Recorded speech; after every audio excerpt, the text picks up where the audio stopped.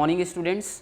तो आज हम लोग लास्ट 5 ईयर नीट के जो क्वेश्चन है उसको डिस्कस करने वाले हैं। जैसे कि सर ने प्रॉमिस किया था कि हम लास्ट 5 ईयर के जो क्वेश्चन पेपर हैं नीट के उनको डिस्कस करेंगे, ताकि इससे ये फ़ायदा होगा कि अगर आप 500 क्वेश्चन भी बायो के जैसे कि 500 क्वेश्चन आपने डिस्कस किया, मतलब सॉल्यूशन देखा, तो वो 500 क्वेश्चन के साथ साथ आपका 500 कॉन्सेप्ट भी क्लियर होगा। ये चीज़ है फ़ायदा क्वेश्चन पेपर सॉल्यूशन का। तो आज मैं आपको बॉटनी का पेपर है वो सॉल्व करके यहाँ पर बताने वाला हूँ बहुत ही अच्छे तरीके से। तो आप लोग देखिए और समझते जाइए कि होता क्या है, पेपर को कैसे स्टार्ट करना है, शुरू कैसे करना है, क्वेश्चंस को स्टार्ट कैसे करना है, कि कैसे उसकी सॉल्यूशन को हमको ढूंढना है। कई ट्रिक्स होते हैं क्वेश्चंस को बनाने के, तो वो सब चीज़ें हम डिस्कस करने वाले हैं यहाँ पर। तो आप देखिए, जिसमें सबसे पहला क्वेश्चन यहाँ पर लिखा हुआ है बॉटनी पार्ट का कि movement and accumulation of ions across a membrane against their concentration gradient can be explained by, और यहाँ पर 4 ऑप्शंस दिए गए हैं। तो इसके पीछे का कॉन्सेप्ट क्या होता है कि अगर हम बात करें कि ये हमारा प्लाज्मा मेम्ब्रेन है, ये प्लाज्मा मेम्ब्रेन है, डबल लेयर मेम्ब्रेन होता है।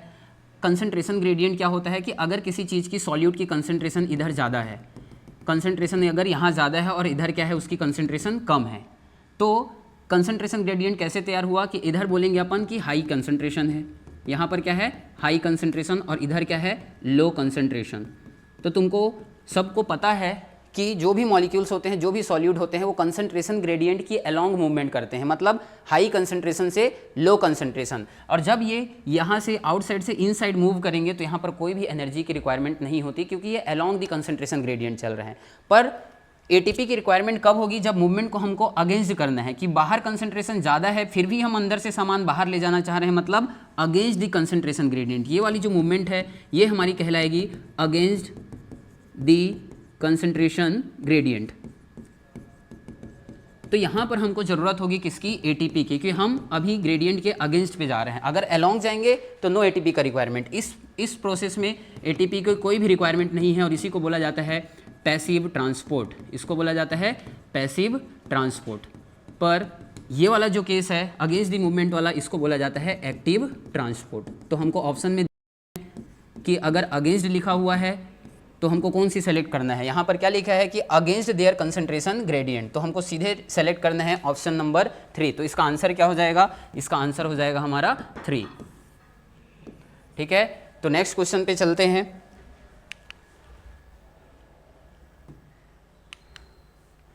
जो हमारा नेक्स्ट क्वेश्चन है यहाँ पर वो क्या बोल रहा है, नेक्स्ट क्वेश्चन यहाँ पर लिखा है कि among the evil quartet which one is considered the most important cause driving extinction of species. हमने इकोलॉजी में ये पढ़ा है कि बहुत सारे रीजंस हैं कि बहुत सारे ऑर्गेनिज्म हमारे इस यूनिवर्स से एक्सटिंक्ट की तरफ बढ़ रहे हैं। क्यों बढ़ रहे हैं उसके कुछ रीजंस बताए गए हैं, जिसको हमने एविल क्वार्टेट बोला है, क्योंकि 4 रीजन, मेजरली 4 रीजन को हमने डिस्कस किया था। उसमें से सबसे पहला है कि over exploitation for economic gain, alien species invasion, co extinction and habitat loss and fragmentation. तो ये चारों चीज़ों के बारे में आपको पता होगा, लेकिन इसमें से जो मोस्ट इंपॉर्टेंट फैक्टर है जो एक्सटिंक्शन के लिए रिस्पॉन्सिबल है वो कौन सा है, हैबिटेट लॉस एंड फ्रेगमेंटेशन। कि अगर कोई स्पीसीज किसी स्पेसिफिक एरिया में रहता है और वहाँ की हैबिटेट अगर लॉस हो गई तो वहाँ से पूरे के पूरे ऑर्गेनिज्म क्या हो सकते हैं, एक्सटिंक्ट हो सकते हैं।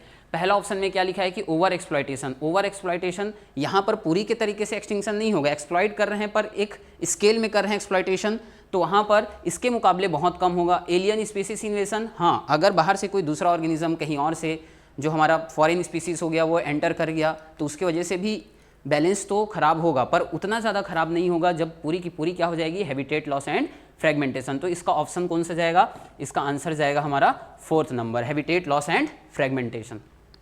नेक्स्ट क्वेश्चन पे चलते हैं। जो हमारा 3rd क्वेश्चन है वो क्या कहना चाह रहा है कि identify the pair of heterosporous pteridophyte among the followings. तो टेरिडोफाइट के लिए ना मैं तुमको एक कॉन्सेप्ट बताने वाला हूँ, एक ट्रिक बताने वाला हूँ जो तुमको याद रखनी है। अगर हम बात करें टेरिडोफाइट्स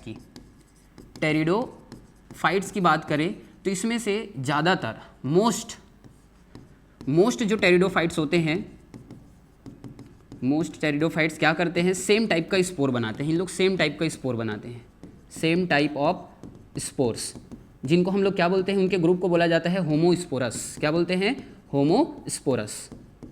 क्लियर है। लेकिन कुछ क्या करते हैं, डिफरेंट स्पोर बनाते हैं, डिफरेंट टाइप ऑफ स्पोर बनाते हैं, डिफरेंट, और in different types of spore भी कौन से दो होते हैं, एक को हमने बोला था माइक्रोस्पोर और दूसरे को बोला था हमने मेगा स्पोर, मेगा स्पोर। तो माइक्रोस्पोर का हम साइन क्या करेंगे कि ये क्या डिनोट करता है, मेल, और ये क्या डिनोट करता है, फीमेल। क्लियर है। और इन दोनों को अगर साथ में बात करना है तो इसी को हम बोलते हैं हेट्रोस्पोरस, हेट्रोस्पोरस। तो इसके कुछ एग्जाम्पल्स थे होमोस्पोरस के, और उस स्ट्रक्चर का नाम होता है प्रोथैलस, प्रोथैलस, ये आपने पढ़ा होगा प्रोथैलस। इसके एग्जाम्पल मैं बता रहा हूँ कैसे याद रखना है। आपको डेली डीपीपी मिलता है, अगर आप कहीं कोचिंग पर ज्वाइन है तो डीपीपी याद रखना है, डीपीपी ले जाओ, डीपीपी ले, डीपीपी ले। डी का मतलब है ड्रायोप्टेरिस, पी का मतलब है टेरिस, फिर से पी का मतलब है साइलोटम, एल का मतलब है लाइकोप्सिडा और ई का मतलब है इक्विसिटम। ये क्या है, ये सब के सब होमोस्पोरस हैं। कौन से, होमोस्पोरस के एग्जाम्पल हैं। लेकिन अगर हम बात करें किसकी, हेट्रोस्पोरस की, क्योंकि क्वेश्चन का डिमांड क्या है कि वो कौन से वाले को पूछना चाह रहा है, हेट्रोस्पोरस। तो हेट्रोस्पोरस के लिए भी एक ट्रिक है, मासी, MASSI, M for Marsilea, A for azolla, लिख देता हूँ इसको Marsilea azolla, S for Selaginella, ये ऑप्शन में आपको दिखेगा, देखो सेलाजिनेला। फिर S का मतलब है साल्विनिया, और I का मतलब है आइसोइट्स, आइसोइट्स। अब इनमें से देखो हमको देखने को मिल रहा है कि नहीं ऑप्शन में, पहला ऑप्शन क्या लिखा है कि सेलाजिनेला एंड साल्विनिया। देखो सेलाजिनेला एंड साल्विनिया हमको कहाँ पर मासी में मिल रहा है या नहीं मिल रहा है, सेलाजिनेला एंड साल्विनिया। तो हमारा ऑप्शन पहला ही क्या हो गया, यहाँ पर आंसर नंबर 1 ही क्या हो गया, करेक्ट हो गया। तो इसका आंसर क्या जाएगा 1। बाकी ऑप्शंस भी देख लेते हैं कि क्या लिखा हुआ है। सेकंड ऑप्शन क्या लिखा है, साइलोटम एंड साल्विनिया। तो पी किधर आ रहा है, देखो पी यहाँ पर आ रहा है, ये साइलोटम, या इसको भी मान के चलो कि साइलोटम या टेरिस दोनों एक ही हैं। पी यहाँ पर आ रहा है, वो ऑप्शन गलत हो गया। साल्विनिया तो है हमारा हेट्रोस्पोरस, पर साइलोटम नहीं है। इक्विसिटम एंड साल्विनिया, इक्विसिटम देखो यहाँ पर लाई कर रहा है, तो ये भी रॉन्ग हो गया। चौथा देखो Lycopsida, sorry lycopodium and Selaginella, तो लाइकोपोडियम यहाँ पर आ गया, सेलाजिनेला तो इधर है। तो बाकी तीनों ऑप्शंस में कोई ना कोई एक क्या है, होमोस्पोरस है। हमारा पहला वाला ऑप्शन ही है जहाँ पर दोनों जो ऑप्शंस हैं, दोनों जो नेम हैं वो किस पे बिलोंग करते हैं, हेट्रोस्पोरस पे। तो आंसर नंबर 103 का कौन सा हो जाएगा, फर्स्ट हो जाएगा। Next question,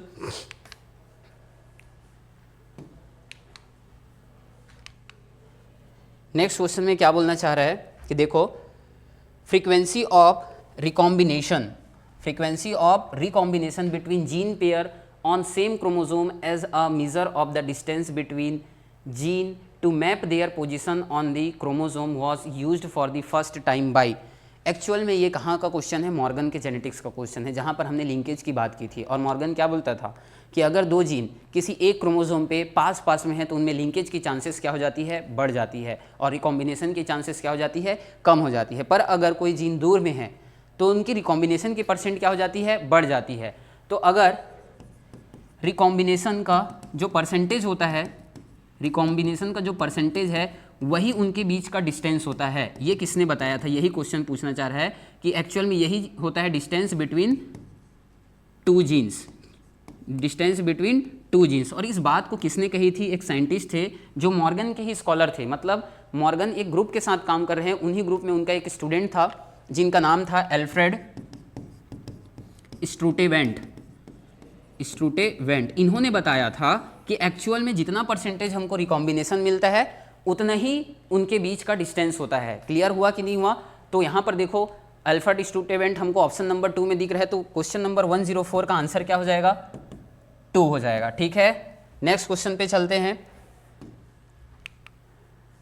question number 105, what is the function of tassels in the corn cob. Corn cob मतलब मेज की बात की जा रही है। अगर आपने मेज कभी भुट्टा देखा होगा तो उसके ऊपर में कुछ हेयर लाइक स्ट्रक्चर होते हैं जिनको बोला जाता है टेसल्स। ठीक है, और वो टेसल्स का नेचर कैसा होता है, स्टिकी, थोड़ा सा स्टिकी नेचर का होता है। आप उसको टच करेंगे तो आपके फिंगर्स में चिपक जाएंगे या हेयर्स में चिपक जाएंगे, तो उसका नेचर ही स्टिकी होता है। और हमने sexual reproduction in flowering plant में बात की थी कि 3 टाइप के पॉलिनेशन होते हैं, एयर पॉलिनेशन, वाटर पॉलिनेशन और एनिमल के थ्रू पॉलिनेशन। तो जो एयर का पॉलिनेशन होता है जिसको हमने अनीमोफिली बोला गया था, वहाँ पे हमने कुछ कैरेक्टरिस्टिक्स देखे थे स्टेमन के।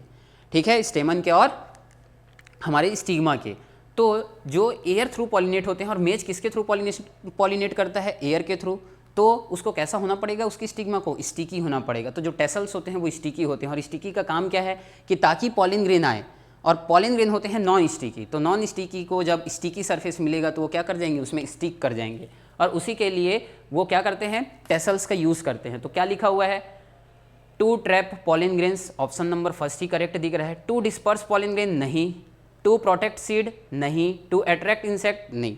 टेसल्स कभी भी इंसेक्ट को अट्रैक्ट नहीं करते हैं, वो किसके लिए काम आते हैं, टू ट्रैप पॉलिन ग्रेन्स, क्योंकि वो जो टेसल्स है ना वो एक्चुअल में स्टाइल और स्टिग्मा है जो कि फीमेल पार्ट है। क्लियर हुआ। तो पॉलिन ग्रेन को कैसे डिस्पर्स करेगा, पॉलिन डिस्पर्स तो एंथर से होता है, वो तो मेल पार्ट से होता है। तो इसका ऑप्शन नंबर कौन सा हो जाएगा, इसका answer first, to trap pollen grain. इस क्वेश्चन पे चलते हैं कि आइडेंटिफाई द करेक्ट स्टेटमेंट्स। ये क्वेश्चन थोड़े टफ होते हैं क्योंकि छोटी सी सिली मिस्टेक भी ऑप्शंस को गलत हम सेलेक्ट कर लेते हैं, तो ध्यान से पढ़ते हैं। ये क्वेश्चन कहाँ का है, डिकम्पोजिशन का। कहाँ का, डिकम्पोजिशन। देखो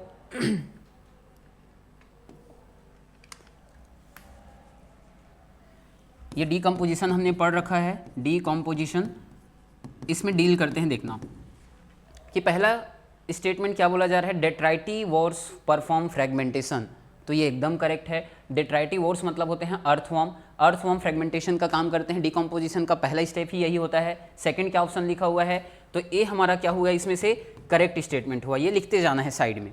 the humus is further degraded by some microbes during mineralisation. तो ये भी करेक्ट है कि जब ह्यूमस जब चेंज हो जाता है किसमें मतलब सॉरी डेट्राइटस जब चेंज हो जाता है ह्यूमस में, तो उसको फर्दर डिग्रेडेशन किया जाता है यूजिंग सम माइक्रोब्स, और उसी को हम बोलते हैं मिनरलाइजेशन, क्योंकि एक्चुअल में वो मिनरल्स में कन्वर्ट हो रहे हैं। अब क्लियर हुआ। तो बी ऑप्शन भी क्या है हमारा, करेक्ट है। Third option, water soluble inorganic nutrients go down into the soil and get precipitated by a process called leaching. ये ऑप्शन भी सही है। क्यों, बताता हूँ कि जब कोई कॉम्प्लेक्स ऑर्गेनिक मॉलिक्यूल हैं वो कन्वर्ट हो जाते हैं सिंपल ऑर्गेनिक मॉलिक्यूल में और कुछ इनऑर्गेनिक सॉल्ट्स में। वो इनऑर्गेनिक सॉल्ट्स अगर वाटर के साथ सॉल्युबल हुए तो जितने अंदर तक वाटर पेनिट्रेट करेगा सॉइल के अंदर, उतने अंदर तक वो सॉल्ट भी क्या हो जाएंगे, अंदर प्लेस हो जाएंगे। और अगर इतने डीप रूटेड हो जाएंगे, मतलब डीप सॉइल में चले जाएंगे, डीप हॉरिजन में चले जाएंगे, तो फिर प्लांट उनको यूज़ नहीं कर सकता, क्योंकि प्लांट के रूट्स उतने डीप हॉरिजन तक पेनिट्रेट नहीं कर सकते। अगर वो वहाँ तक से उस सॉल्ट को एब्जॉर्ब नहीं कर पा रहे हैं, मतलब वो सॉल्ट क्या हो गया, अब अनअवेलेबल हो गया फिर से चैन में आने के लिए। क्लियर हुआ। और इसी प्रोसेस को बोला जाता है लीचिंग। क्या बोला जाता है, लीचिंग। तो जो सी ऑप्शन है वो भी करेक्ट है। डी ऑप्शन देखो क्या लिखा हुआ है कि the detritus food chain begins with the living organism. गलत। डेट्राइटस फूड चेन स्टार्ट ही होता है डेड एंड डिकेइंग मैटर से, तो ये ऑप्शन तो रॉन्ग हो गया। हमारा जो डी है वो भी क्या हुआ, रॉन्ग। ई को देखते हैं, earthworm breaks down detritus into smaller particles by a process called catabolism. नहीं, ये अर्थवॉर्म नहीं करते, कैटाबॉलिज्म का प्रोसेस अर्थवॉर्म नहीं करते। तो जो ई ऑप्शन है वो भी क्या हुआ हमारा, फॉल्स हुआ। तो A B and C options देखो कि ए बी सी जहाँ पर करेक्ट हैं, यहाँ पर देखो question number sorry option number 4 में ए बी सी ऑनली, तो इसका आंसर क्या हो जाएगा, 4 हो जाएगा। क्लियर। नेक्स्ट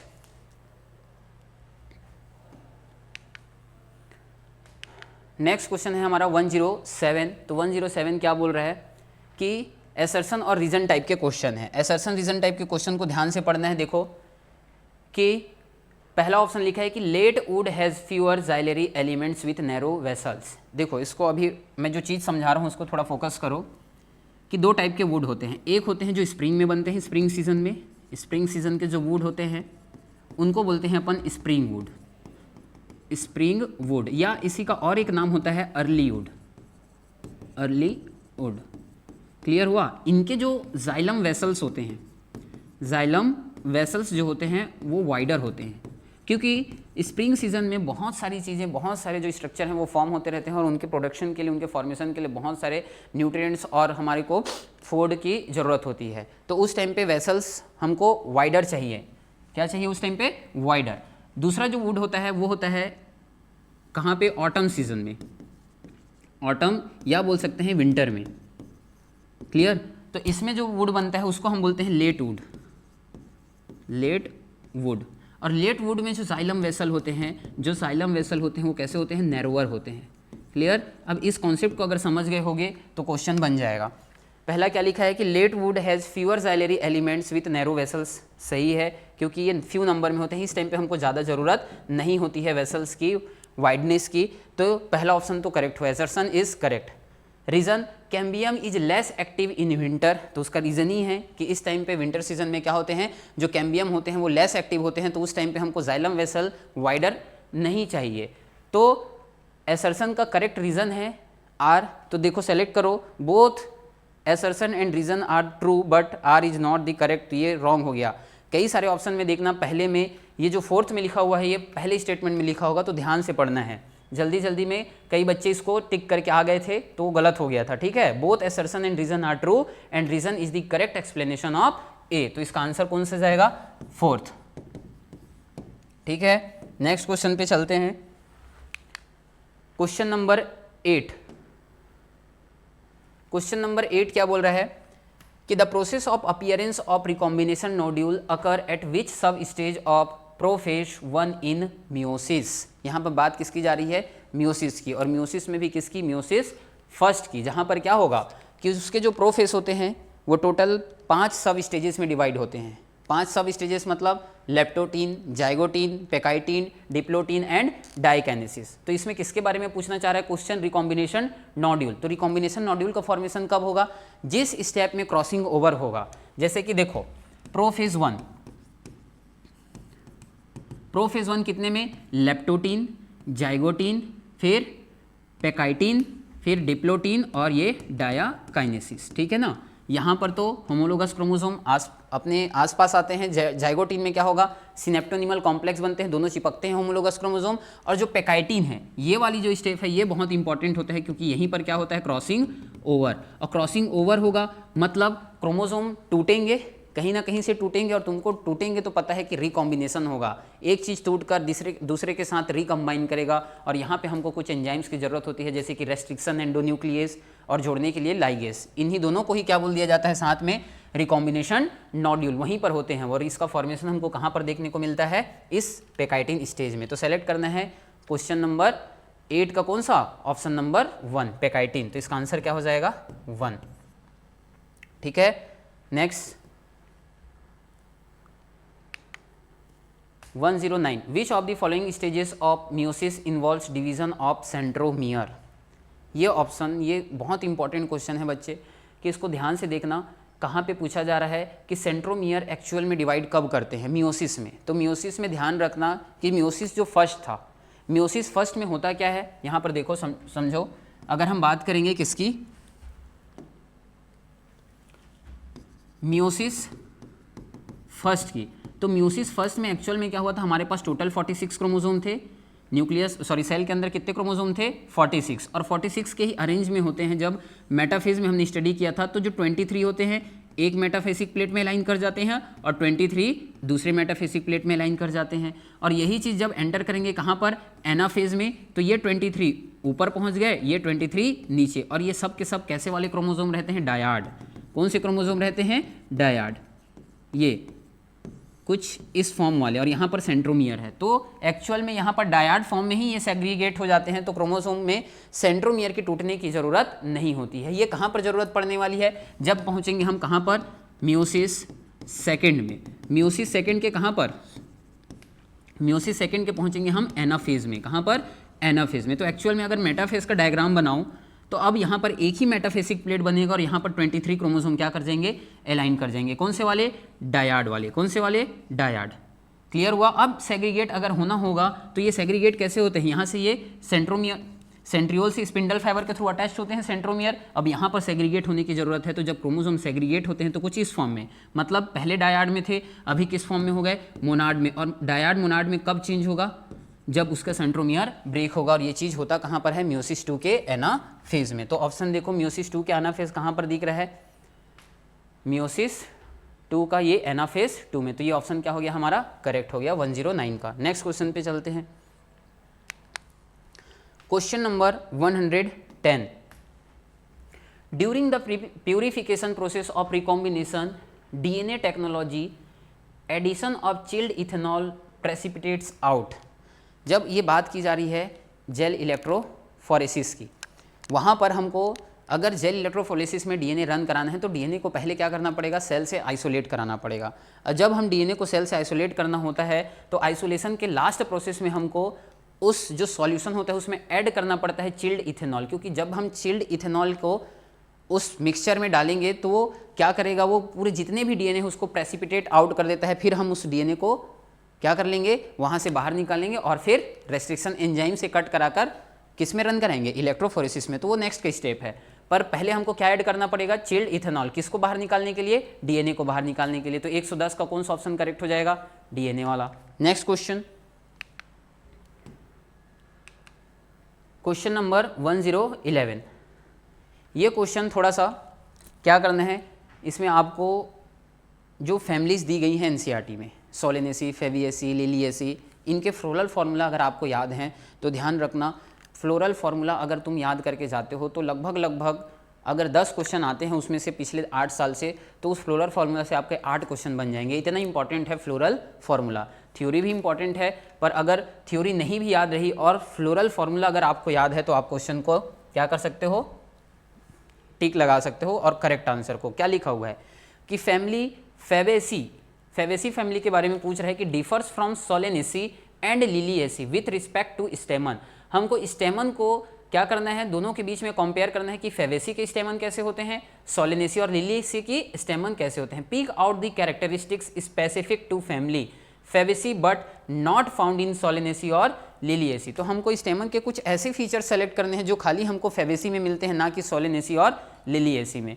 तो यहाँ पर देखो मैंने फ्लोरल फार्मूला लिख रखा है, और यहाँ से अगर हम बात करें फेबेसी के बारे में बात करें तो फेबेसी में क्या दिख रहा है, ये क्या दिखा रहा है, जाइगोमॉर्फिक, बाइसेक्सुअल, ठीक है। सेपल्स कितने हैं इसमें, 5 फ्यूज्ड हैं। फिर उसके बाद पेटल्स देखेंगे जिनको हम कार्पल बोलते हैं, उसमें देखो कितना है, 1 + 2 + 2, जो लास्ट वाला है वो फ्यूज्ड है। फिर हम बात करेंगे एंड्रोसियम मतलब है बात स्टेमन की, किसके, स्टेमन की, उसमें 9 फ्यूज्ड हैं +1 एक अकेला है, ठीक है। तो ये 2 गुच्छे में प्रेजेंट है, स्टेमन कितने में, 2 गुच्छे में, और 2 गुच्छे में होते हैं तो उनको क्या बोला जाता है, डाई एडल्फस। इसके लिए एक टर्म है जिसको हम क्या बोलते हैं, डाई एडल्फस। और आगे जाओगे तो गाइनीशियम, उससे तो मतलब नहीं है, हमको देखना क्या है, खाली स्टेमन, ठीक है। यहाँ पर भी इन बाकी चीज़ों को छोड़ो, स्टेमन से कंपैरिजन करना है। तो देखो स्टेमन यहाँ पर क्या हुआ है, एक्चुअल में ये स्टेमन किसके साथ कनेक्टेड है, किसके साथ, पेटल्स के साथ, ठीक है ना, कार्पेल के साथ। तो अगर पेटल के साथ वो अटैच्ड है तो इसको बोला गया था एपीपेटलस। सोलेनेसी में क्या है, स्टेमन एपीपेटलस, क्लियर हुआ। अगर हम बात करेंगे लिलिएसी में स्टेमन को देखेंगे तो ये स्टेमन एंड्रोसियम जो है वो पेरियांथ, किसके साथ, पेरियांथ के साथ क्या है, कनेक्टेड है, और इसको हमने बोला था एपीटेपलस, ठीक है, या इसी को हम बोलते हैं एपीफाइलस। ये दोनों एक ही टर्म है, क्लियर, एपीफाइलस या एपीटेपलस, जब एंड्रोसियम किसके साथ कनेक्टेड हो, अटैच्ड हो, पेरियांथ के साथ। तो अब ऑप्शंस में देखते हैं कि डाई एडल्फस कहीं पर दिख रहा है क्या, पॉली एडल्फस नहीं होते हैं फेबेसी के, मोनो एडल्फस नहीं होते हैं, एपीफाइलस नहीं, कौन सा होता है, डाई एडल्फस, एंड डाईथिकस एंथर तो डाईथिकस ही होता है फेबेसी में, ठीक है ना। तो क्वेश्चन हमारा जो 11 का है वो कौन सा करेक्ट हो जाएगा, क्वेश्चन नंबर 4। यहीं से देखो फ्लोरल फॉर्म से हमको समझ में आ गया कि इसका जो स्टेमन होता है वो कैसा होता है, डाई एडल्फस, एक ये और एक ये, 2 गुच्छे। नेक्स्ट क्वेश्चन पे चलते हैं, इसका option 110 during the purification process of recombinant, ये तो हो गया। क्वेश्चन नंबर 112, यहाँ पर क्या लिखा हुआ है कि large colourful fragrant flower with nectar are seen in. ये तीनों फीचर देखो, फ्लावर लार्ज होना चाहिए, कलरफुल होना चाहिए, फ्रेगनेंट फ्लावर, यहीं से समझ में आ रहा है कि एबायोटिक फैक्टर्स के जो पॉलिनेटिंग एजेंट होते हैं उनको कलर से कोई मतलब नहीं होता, फ्लावर छोटा हो या बड़ा उनको कोई भी उससे प्रॉब्लम नहीं है, या कोई भी उनको अट्रैक्शन उससे चीज़ों से नहीं होती है।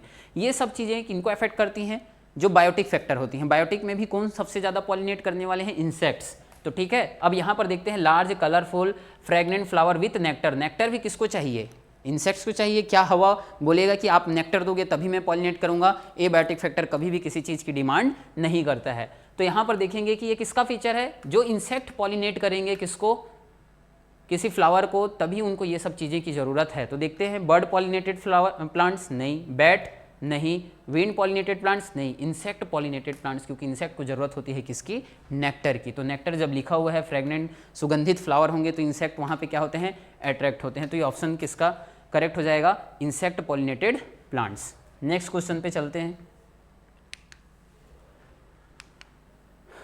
नेक्स्ट क्वेश्चन क्या लिखा हुआ है कि spraying of which of the following phyto hormones on जुवेलाइन conifers help in hastening the maturity period that leads to early seed production.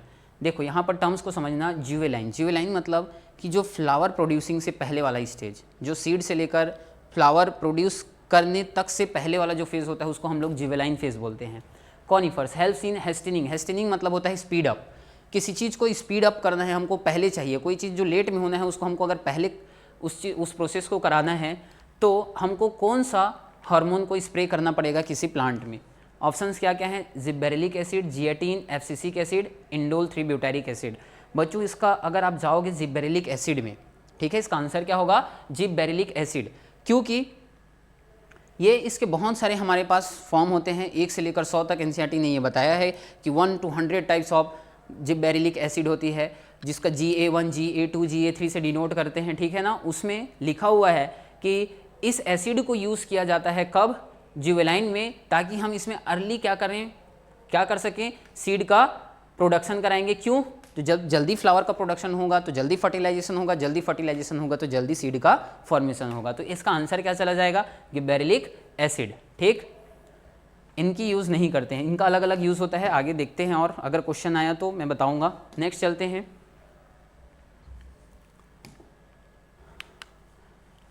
(114) यहाँ पर ये क्वेश्चन है वो कहाँ से आया हुआ है, प्लेसेंटेशन के ऊपर। किसके ऊपर आया है, प्लेसेंटेशन। ये रहा, देखो प्लेसेंटेशन के बारे में हमको यहाँ पर डिस्कस करना है। तो हमने पढ़ा है प्लेसेंटेशन, पांच टाइप के प्लेसेंटेशन पढ़े हैं। कौन कौन से हैं, मार्जिनल, फिर उसके बाद एक्साइल, फिर क्या है फ्री सेंट्रल, सेंट्रल, बेसल। ये 5 टाइप के हमने पढ़े हैं। उसमें से देखना है हम लोगों को कि एक्साइल प्लेसेंटेशन हमको किस में देखने को मिलता है।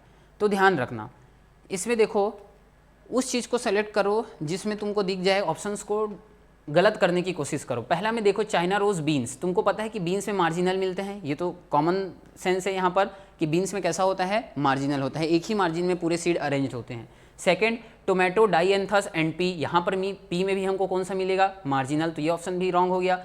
China rose, petunia and lemon, यहाँ पर देखो चाइना रोज को लिखता है कि वहाँ पर एक्साइल होता है, लेमन को भी एनसीईआरटी में दिया है, पिटूनिया को नहीं दिया गया है। पिटूनिया में भी हमको कौन सा प्लेसेंटेशन मिलता है, एक्साइल, यहाँ पर भी सेलेक्ट करो। मस्टर्ड देखो, मस्टर्ड में भी अगर आप देखोगे तो मार्जिनल मिलता है। तो 3 ऑप्शन तो ऐसे हैं जहाँ पर हमको एक जो एग्जाम्पल है वो किसको फॉलो करता है, मार्जिनल प्लेसेंटेशन को। तो यहाँ पर तो रॉन्ग हो गया तीनों, ये भी गलत हो गया, ये भी रॉन्ग हो गया और ये भी रॉन्ग हो गया, बचा क्या, थर्ड। तो इसका ऑप्शन कौन सा करेक्ट हो जाएगा, ऑप्शन नंबर 3। नेक्स्ट क्वेश्चन पे चलते हैं। नेक्स्ट क्वेश्चन हमारा लिखा है 115 क्वेश्चन है, वो किसके बारे में डिस्कस कर रहा है कि among eukaryotes replication of DNA takes place in. तो इसका वही ऑप्शन है, इसका तो कुछ नहीं है। देखो जो हमारा सेल डिवीज़न होता है, सेल डिवीज़न वो 2 फेज़ में डिवाइडेड होता है। एक को बोलते हैं अपन इंटरफेज और दूसरे को बोलते हैं हम एम फेज़। इस इंटरफेज में को फिर हम 3 फेज़ में डिवाइड करते हैं। एक का नाम है G1, फिर S, फिर आ जाता है G2। और इस एम फेज़ को भी हम लोग 2 सब फेज़ में डिवाइड करते हैं।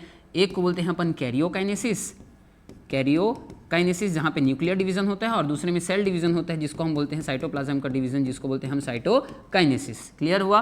तो इंटरफेज के एस फेज में एक्चुअल में क्या होता है, डीएनए का रेप्लिकेशन होता है।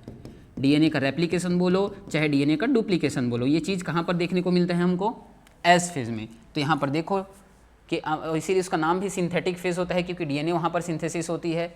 तो ऑप्शन नंबर कौन सा सही हो जाएगा इसका, option number 1 S phase. Next question 116 में क्या बोल रहा है कि how many ATP and NADPH are required for the synthesis of 1 molecule of glucose during Calvin cycle. यहाँ पर हमको केल्विन साइकिल को डील करना है, मतलब C3 साइकिल को डील करना है। तो देखो समझो कि 3 स्टेप होते हैं C3 साइकिल में। एटमॉस्फेयर से क्या आता है, कार्बन डाइऑक्साइड आता है, इसको एक्सेप्ट कौन करता है, हमारा प्रोटीन, कार्बोहाइड्रेट जो है RUBP, ये इसके साथ मिलकर क्या प्रोडक्ट बना कर देता है हमको 2 मॉलिक्यूल ऑफ 3PGA। क्लियर हुआ? और ये फिर कन्वर्ट होगा किसमें? 2 मॉलिक्यूल ऑफ 3PGAL, है ना। और यहाँ से कुछ क्या चले जाएंगे, कुछ कार्बन चले जाएंगे ग्लूकोज की सिंथेसिस करने के लिए, और कुछ रीजनरेट करके क्या बनाएंगे? RUBP। क्लियर हुआ? रीजनरेशन प्रोसेस है। तो जो पहला स्टेप है इसको हमने बोला था, क्योंकि यहाँ पर कार्बन डाइऑक्साइड फिक्स हो रहा है RUBP के साथ, तो इसको बोलते हैं कार्बोक्सिलेशन, कार्बोक्सिलेशन। और जो सेकेंड स्टेप था इसको हमने बोला था रिडक्शन, और जो थर्ड स्टेप है इसको, क्योंकि RUBP यहाँ से रीजनरेट हो रहा है इसीलिए इसको बोला था हमने रीजनरेशन, रीजनरेशन। तो अगर ध्यान से देखोगे तो सेकेंड स्टेप में हमको एक मॉलिक्यूल का PGA डिमांड करता है एक ATP और एक NADPH का, उसको कन्वर्ट करना है जब किसमें? 3PGAL। समझना कि अगर एक मॉलिक्यूल 3PGA को अगर मैं कन्वर्ट करता हूँ 1 मॉलिक्यूल ऑफ 3PGAL, तो यहाँ पर मेरे को ज़रूरत होता है 1 ATP प्लस 1 NADPH। पर यहाँ पर कितने कन्वर्ट हो रहे हैं? 2 मॉलिक्यूल, तो 2 रहेंगे तो 2 ATP और 2 NADPH लगेगा। और एक प्रोसेस होता है जहाँ पर रीजनरेशन, यहाँ पर भी एक ATP की ज़रूरत होती है जो कन्वर्ट हो जाएगा एक ADP प्लस इनऑर्गेनिक फॉस्फेट में। तो टोटल अगर हम एक कार्बन डाइऑक्साइड की बात करें तो 2 ATP 2 NADPH यहाँ पर लग रहा है और एक ATP यहाँ पर लगता है, तो टोटल 3 ATP और 2 NADPH एक कार्बन डाइऑक्साइड के लिए। और यहाँ पर किसके लिए पूछा है? क्वेश्चन में देखना है कि यहाँ पर किसके लिए पूछा है? ग्लूकोज के लिए। तो ग्लूकोज के लिए कितने कार्बन डाइऑक्साइड की जरूरत होती है? 6। तो हमने क्या बात किया कि जब एक CO2 होगा तो फिक्स करने के लिए कितना? 3 ATP और 2 NADPH। क्लियर? पर यहाँ पर हमको ग्लूकोज का पूछा है तो ग्लूकोज के लिए कितने कार्बन डाइऑक्साइड चाहिए? 6। तो 6 3 जा 18 ATP एंड 6 2 जा 12 NADPH। ये हमारा क्या हो जाएगा? ये वाला ऑप्शन हमारा करेक्ट हो जाएगा। तो देखो ऑप्शन में ये ऑप्शन मिलता है कि नहीं? 18 ATP एंड 12 NADPH 2। तो ये हम पहला ऑप्शन ही क्या हो गया? इसका करेक्ट हो गया।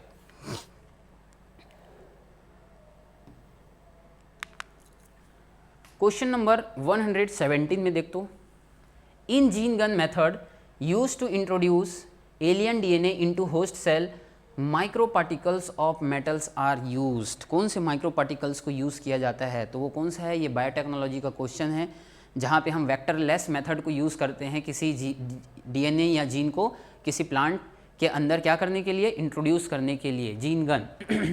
ठीक है, तो वहाँ पर हम यूज़ करते हैं गोल्ड और टंगस्टन के पार्टिकल्स को। क्लियर?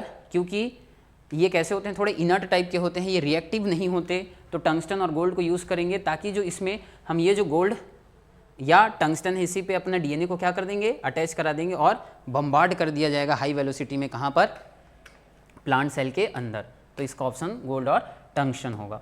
नेक्स्ट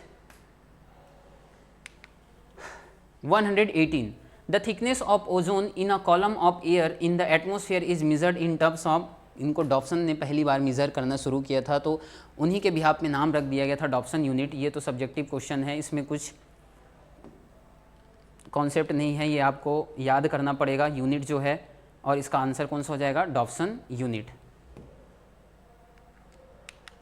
क्वेश्चन नंबर 119 में क्या बोला गया है? देखो कि unequivocal proof that DNA is the genetic material was first proposed by. तो ये वो सीरीज था जहाँ पर साइंटिस्ट लोग निकले थे किस पे? Search for genetic material. NCERT की टॉपिक है मॉलिकुलर बेसिस में, सर्च फॉर जेनेटिक मटेरियल, जहाँ पे पहले साइंटिस्ट थे हमारे कौन? ग्रिफिथ के बाद आए थे एवरी मैक्लॉयड एंड मैकार्टी, फिर उसके बाद मेसेल्सन एंड स्टाल आए थे, और लास्ट में हमारे आए थे हर्सी एंड चेज। इन्होंने अनइक्विवोकल प्रूफ दिया था। अनइक्विवोकल प्रूफ मतलब कि इन्होंने जिस प्रैक्टिकल से उन्होंने प्रैक्टिकल किया किसके साथ? उन्होंने लिया था बैक्टीरियोफेज वायरस, ठीक है, और ई कोलाई, और वहाँ पर यूज़ किया था उन्होंने रेडियो एक्टिव सल्फर और रेडियो एक्टिव फॉस्फोरस, ठीक है। और फॉस्फोरस कहाँ पर यूज़ होता है?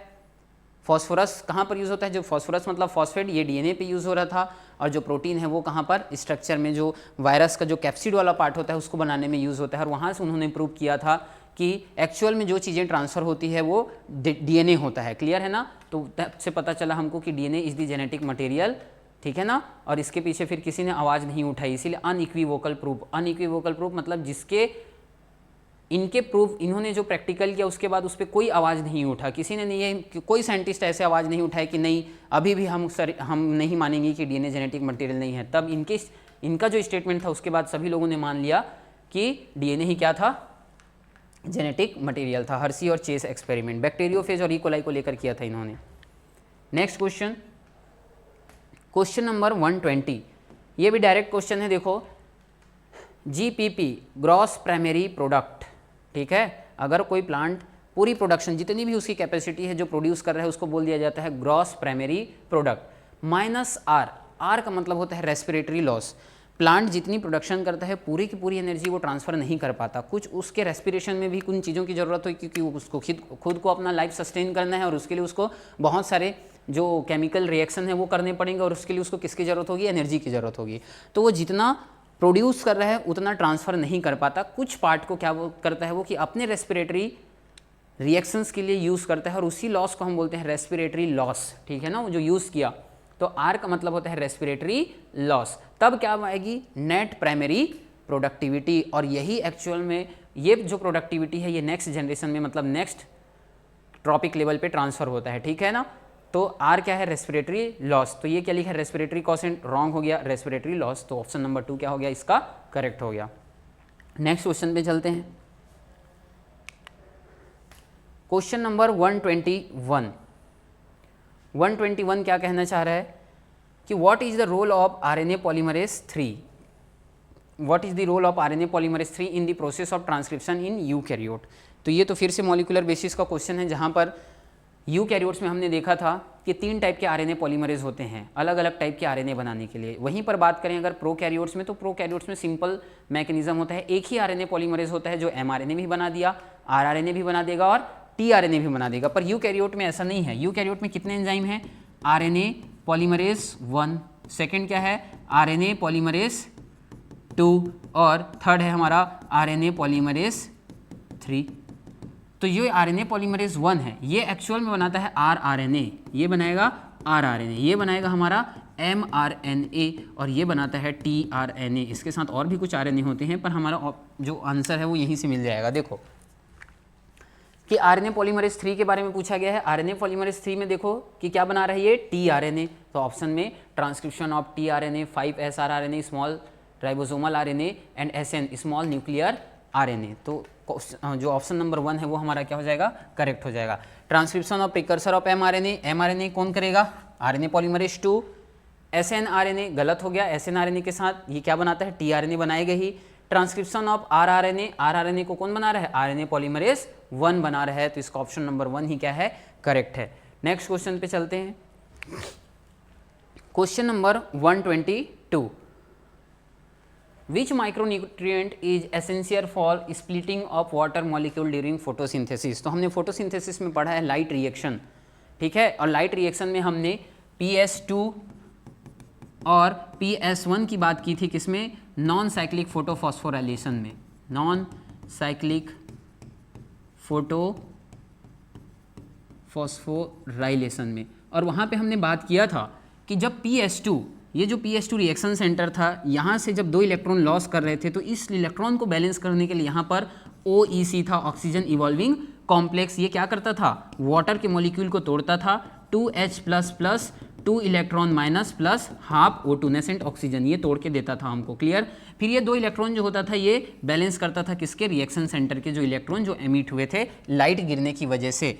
तो यही पूछा गया है कि इस रिएक्शन के लिए जो OEC वाटर को तोड़ रहा है, वाटर को स्प्लिट कर रहा है, इसके लिए कौन से माइक्रोन्यूट्रिएंट की जरूरत होती है, तो वो है हमारा मैंगनीज। कौन सा होता है, मैंगनीज। ये डायरेक्ट क्वेश्चन है, तो इसका ऑप्शन कौन सा करेक्ट हो जाएगा, option number 4। Next 123। In angiosperm the haploid, diploid and triploid structure of a fertilized embryo sac sequentially are. तो इसमें कुछ नहीं करना है हमको, एंजियोस्पर्म के कुछ स्ट्रक्चर्स के बारे में यहाँ पर डील किया गया है। अब उसमें से हमको सेलेक्ट करना है कि हैप्लॉइड कौन सा है, डिप्लॉइड कौन सा है और ट्रिप्लॉइड कौन सा है, और याद रखना इसी सीरीज में सेलेक्ट करना है। एंटीपोडल्स, यहाँ पर देखो क्या लिखा हुआ है, एंटीपोडल्स, हाँ ये तो हैं हैप्लॉइड। सिनर्जिड, ये भी हैप्लॉइड हैं, और यहाँ पर किसकी डिमांड की है, डिप्लॉइड, तो ये तो रॉन्ग हो गया स्टेटमेंट। सेकंड में देखो सिनर्जिड हैप्लॉइड है, सही है, जाइगोट डिप्लॉइड है, सही है, और ये प्राइमरी एंडोस्पर्म, ये तो 3n होते हैं, ये 2n होते हैं और ये n होते हैं, तो ये हमारा जो सेकंड ऑप्शन है ये हमको अभी तक तो करेक्ट लग रहा है। इधर देखो ये क्या है, ये तो हैप्लॉइड है, एंटीपोडल्स ये भी हैप्लॉइड हैं, तो ये भी गलत हो गया। सिनर्जिड हैप्लॉइड है, प्राइमरी एंडोस्पर्म न्यूक्लियस 3n होते हैं ये, तो ये तो यहाँ पर रॉन्ग हो गया क्योंकि सीरीज कैसे डिमांड कर रहा है, हैप्लॉइड, डिप्लॉइड एंड ट्रिप्लॉइड, तो ऑप्शन नंबर 2 हमारा करेक्ट है। तो अपनी सीरीज का जो नेक्स्ट क्वेश्चन है वो question number 124, the phenomenon of pleiotropism refers to. तो हमने कुछ टर्मिनोलॉजी सुनी है कहाँ पर, जेनेटिक्स में, जैसे कि एक था मल्टीपल अलील, दूसरा था हमारा प्लियोट्रोपिज्म,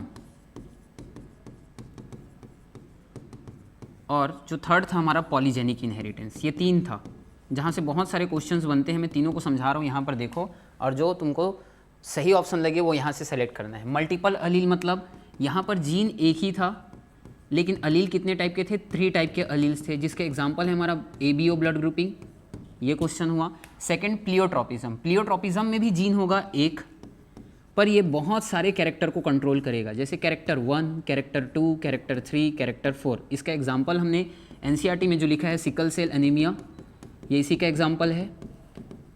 और जो सेकंड एग्जाम्पल है वो स्टार्च ग्रेन साइज है, और एक एग्जाम्पल दिया हुआ है starch grain size in P। ये दोनों एग्जाम्पल किसके हैं, प्लियोट्रोपिज्म के। पॉलीजेनिक में क्या हो जाता है, पॉली मतलब होगा बहुत सारे, जीन मतलब जेनिक मतलब हो गया जीन, तो यहाँ पर जीन 1, जीन 2, जीन 3, जीन 4, ऐसे बहुत सारे जीन साथ में मिलकर किसी एक कैरेक्टर को अगर कंट्रोल करते हैं, कैरेक्टर एक ही रहेगा, कैरेक्टर 1, तो उसको बोला जाता है पॉलीजेनिक इनहेरिटेंस। यहाँ पर क्या बोल रहा है कि प्लियोट्रोपिज्म देखो यहाँ से क्या समझ में आ रहा है कि जीन एक रहेगा और कैरेक्टर क्या रहेंगे, बहुत सारे। तो क्वेश्चन ऑप्शंस पढ़ते हैं। Presence of 2 allele, each of the 2 genes controlling a single trait, wrong. A single gene affecting multiple phenotypic expression, ये वाला करेक्ट हो जाएगा क्योंकि यहाँ पर जीन कैसा है, सिंगल है, और मल्टीपल फिनोटाइपिक एक्सप्रेशन है। मोर देन 2 जीन, जैसे ही 2 जीन दिखा मतलब ये तो पॉलीजेनिक हो गया। Presence of several Aleel of a single gene controlling a single crossover, ये भी रॉन्ग हो गया, ये मल्टीपल अलील का ऑप्शन है। तो क्वेश्चन नंबर 124 का सेकंड ऑप्शन हो जाएगा, वो हमारा सही हो जाएगा। नेक्स्ट क्वेश्चन में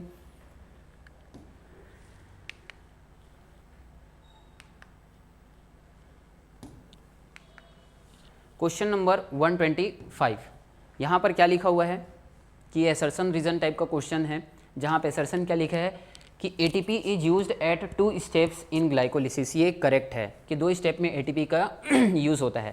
second, first ATP is used in converting glucose into glucose 6 phosphate, and second ATP is used in conversion of fructose 6 phosphate into fructose 1,6 डिसफॉस्फेट, ये करेक्ट है। देखो ग्लाइकोलिसिस का अगर स्टेप देखें तो सबसे पहले होता है स्टार्ट ग्लूकोज से, पहला स्टेप था ये किस में चेंज होता है, ग्लूकोज 6 फॉस्फेट में, फिर यही ग्लूकोज 6 फॉस्फेट किस में चेंज हो जाता है, फ्रक्टोज 6 फॉस्फेट, और यही फ्रक्टोज 6 फॉस्फेट फिर चेंज होता है फ्रक्टोज 1,5 बिस फॉस्फेट, या डिस फॉस्फेट भी बोल सकते हैं अपन, बिस फॉस्फेट भी बोल सकते हैं। यहाँ पर 6th पोजीशन पे एक ही फॉस्फेट था, यहाँ पर 1 और 5 पोजीशन पे 2 फॉस्फेट हैं, मतलब 2।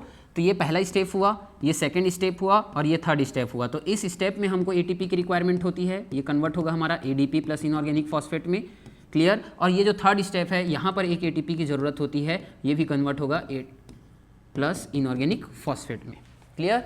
तो वही लिखा हुआ है स्टेटमेंट कि ATP is used at 2 steps in glycolysis, first and third step, और वही लिखा हुआ है रीजन में। तो assertion is the correct, reason भी करेक्ट है और एक्सप्लेनेशन भी सही है। तो क्या है, fourth, both A and R are true and R is the correct explanation of A। तो जो फोर्थ ऑप्शन है वो हमारा क्या हो जाएगा, यहाँ पर करेक्ट हो जाएगा। नेक्स्ट क्वेश्चन पे चलते हैं। नेक्स्ट क्वेश्चन है 126। इसमें क्या लिखा है कि cellulose does not form blue colour with iodine.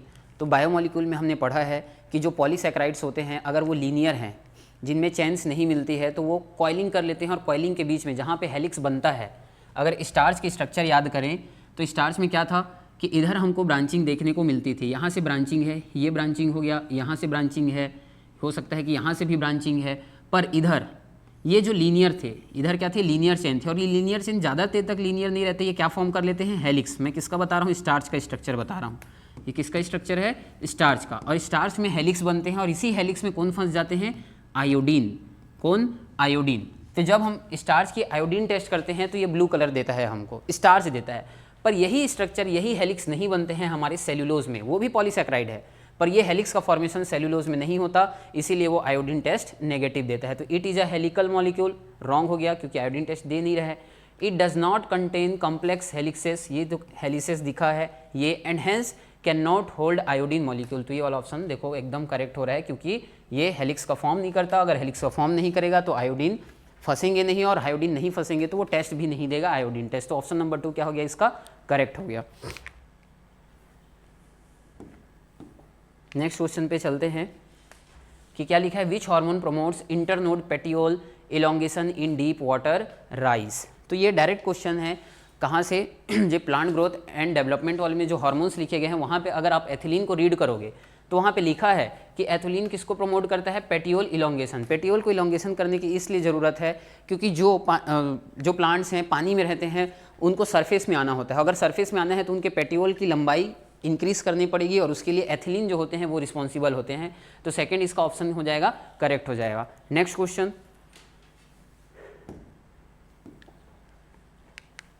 Next question क्या है हमारा 128। यहाँ पर क्या लिखा है कि expressed sequence tag EST refers to. तो ये क्वेश्चन है हमारा ह्यूमन जीनोम प्रोजेक्ट का, जहाँ जेनेटिक्स में हमने पढ़ा है HGP एक मेगा प्रोजेक्ट था। इसमें जब साइंटिस्ट लोगों को ह्यूमन जीनोम की सीक्वेंसिंग करनी थी तो उन्होंने 2 स्टेप्स फॉलो किए थे। पहला था EST एक्सप्रेस्ड सीक्वेंस टैग, और दूसरे का नाम था सीक्वेंस एनोटेशन। सीक्वेंस एनोटेशन, यहाँ पर क्या देखा था हमने कि एक्सप्रेस्ड सीक्वेंस टैग में साइंटिस्ट लोगों ने ये अप्रोच लिया था कि उन्होंने बोला था कि पूरे जीनोम की सीक्वेंसिंग करने से बहुत खर्चे आएंगे और बहुत टाइम टेकिंग होगा, तो हम पूरे जीनोम की सीक्वेंसिंग ना करके हम उस जीन की सीक्वेंसिंग करें जो mRNA बनाता है।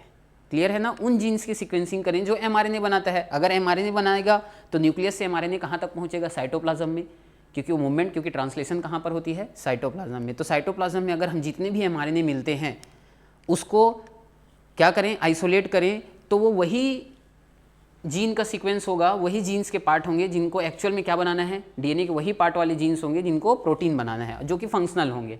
तो हमने क्या किया था, EST में, जो EST में उन mRNA को सेलेक्ट किया था, मतलब उन जीन्स को सेलेक्ट किया था जो क्या बनाते हैं, mRNA बनाते हैं, क्योंकि mRNA से ही सामने जाकर क्या बनना है, प्रोटीन बनना है।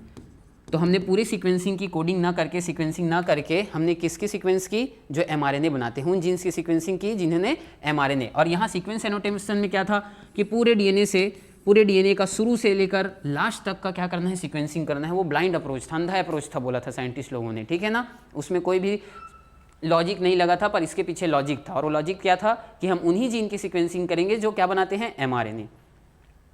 All genes that are expressed as protein, नहीं, ये रॉन्ग हो गया। ऑल जीन वेदर एक्सप्रेस्ड और अनएक्सप्रेस्ड, ये तो रॉन्ग हो गया, ये भी सेकंड ऑप्शन भी। सर्टेन इंपॉर्टेंट एक्सप्रेस्ड जीन्स, ये भी रॉन्ग हो गया।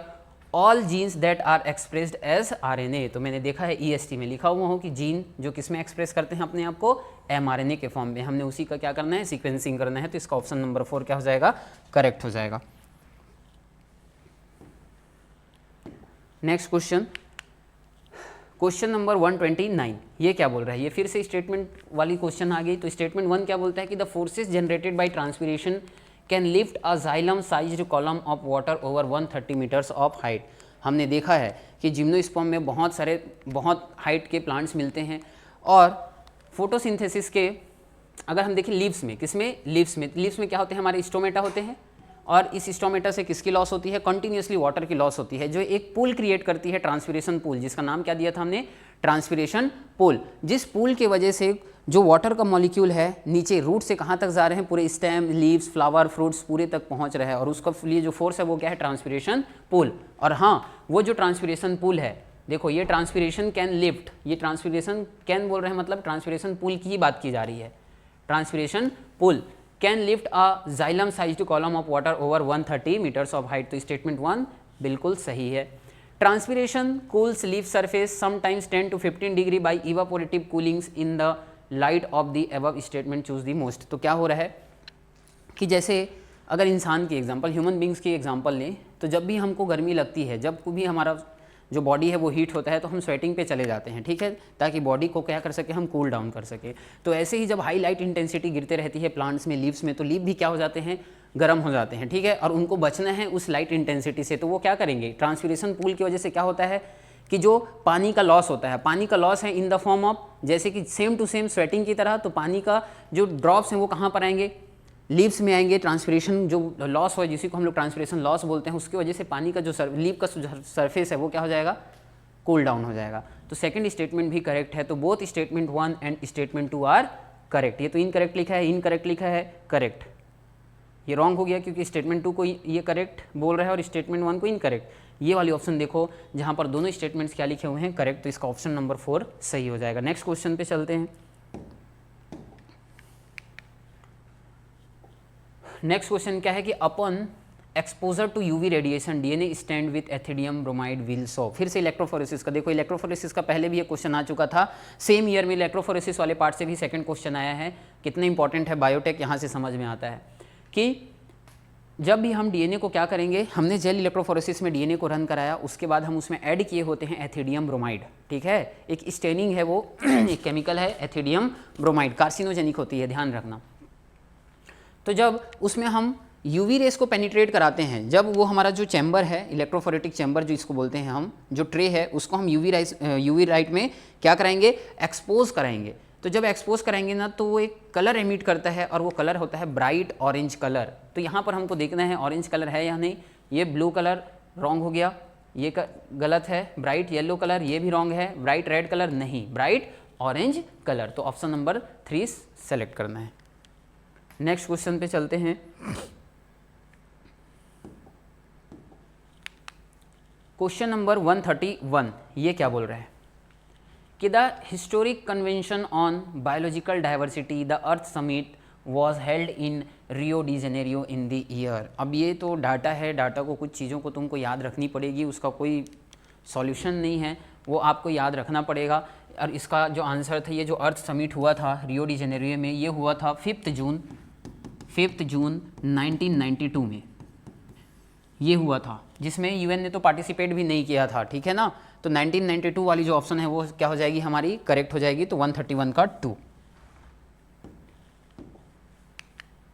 क्वेश्चन नंबर 132 क्या बोल रहा है, sorry, the reaction centre in PS2 has an absorption maximum at, ठीक है।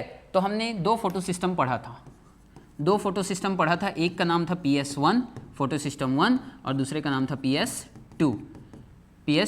तो PS1 कितने nm की लाइट को एब्जॉर्ब कर सकता था, 700 nm तक की लाइट को ये एब्जॉर्ब कर सकता है, और ये कितने को कर सकता था, 680 nm को।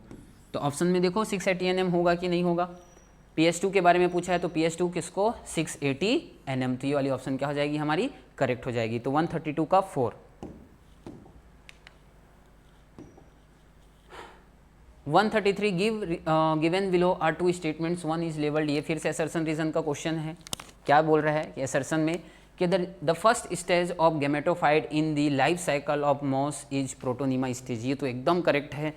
मॉस में आप जाओगे तो लिखा हुआ है कि the first stage of gametophyte in the life cycle of moss is protonema stage. तो ये ऑप्शन सही है। रीजन क्या लिखा हुआ है कि protonema develops directly from spores produce in capsule. हमको पता है कि यहाँ पर क्या बनती है, कैप्सूल बनती है, और वहीं से क्या फॉर्म होंगे, स्पोर्स का फॉर्मेशन होता है, यहीं से स्पोर्स का फॉर्मेशन होता है। तो सेकंड रीज़न भी क्या है, करेक्ट है, और एसर्शन का रीज़न भी प्रॉपर है। तो इसके लिए हमको कौन सा सेलेक्ट करना पड़ेगा, जो दोनों करेक्ट है, रीज़न भी सही है। Assertion and reason are correct but R is not the, ये रॉन्ग हो गया, ये भी रॉन्ग हो गया, ये भी रॉन्ग। हमारा जो फोर्थ वाला ऑप्शन है वो क्या हो जाएगा कि both assertion and reason are correct and reason is the correct explanation of assertion. Next question पे चलते हैं। In tissue culture experiments leaf mesophyll cell are put in a culture medium to form callus. हमने देखा है tissue culture में कि हम क्या बनाते हैं, कैलस का फॉर्मेशन करते हैं, फिर उसी कैलस को कट करके अलग टेस्ट ट्यूब में रखा जाता है, फिर उससे नए प्लांट्स बनाए जाते हैं। तो एक्चुअल में क्या होता है, ये डिफ्रेंसिएशन, इसको क्या बोलते हैं, पहले ऑप्शन में क्या लिखा है, डी डिफ्रेंसिएशन, डेवलपमेंट, सेनेशंस और डिफ्रेंसिएशन। तो समझना कि जब कोई भी मेरिस्टम होता है, मेरिस्टम, तो इसको बोलते हैं हम ये अनडिफ्रेंशिएटेड होते हैं, इनका काम अभी तय नहीं हुआ है, इनका क्या रोल है उस प्लांट में ये अभी उनको नहीं पता होता है। तो ये पहली बार जब क्या करेंगे, जब इनके रोल्स के लिए डिवाइड करेंगे तो उसको बोला जाता है डिफ्रेंसिएशन। ये क्या किए, डिफ्रेंसिएशन मेरिस्टम से। तो यहाँ पर देखो, यहाँ पर क्या किया है, और यहाँ से अलग अलग सेल्स बनेंगे, स्टोमेटा बन गया, मीजोफिल सेल बन गया, और भी बहुत सारे जाइलम बन गया, फ्लोएम बन गया, अलग अलग चीज़ें बन गई। तो ये डिफ्रेंसिएशन के बाद, पर इस क्वेश्चन में क्या बोला है कि मीजोफिल सेल को हम फिर से क्या बनाएंगे, यहाँ से कैलस बनाएंगे। क्लियर हुआ। तो मीजोफिल को हम फिर से नए अगर डिफ्रेंशिएट कर रहे हैं तो ये एक बार डिफ्रेंशिएशन का ही प्रोडक्ट था, पर अब अगर ये डिफ्रेंशिएट करेगा तो ये डिफ्रेंशिएशन नहीं कहलाएगा, ये कहलाएगा डी डिफ्रेंशिएशन, क्योंकि ये पहले से एक क्या था, फंक्शनल रोल था इसका, तो वो डिफ्रेंशिएट पहले ही हो चुका था। उसके बाद अगर फिर से डिफ्रेंशिएट करता है तो वो डी डिफ्रेंशिएशन कहलाएगा। ठीक है, तो ऑप्शन नंबर 1 क्या हो गया, इसका करेक्ट हो गया। नेक्स्ट क्वेश्चन,